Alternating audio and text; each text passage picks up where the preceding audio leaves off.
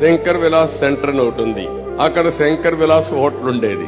ఎప్పుడో వాళ్ళ పూర్వీకులు పెట్టారు. రంగనాయకమ్మ అని ఆ హోటల్ ఆవిడ రన్ చేస్తుంది. ఆవిడ చేసిన పనేంటి?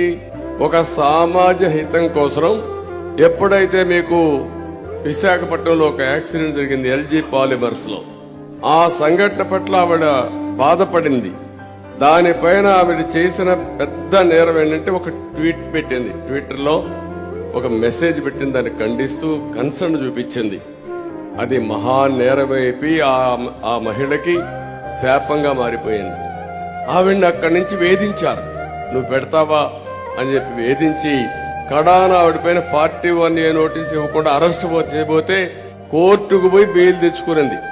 అక్కడి నుంచి మళ్లీ వేధించారు.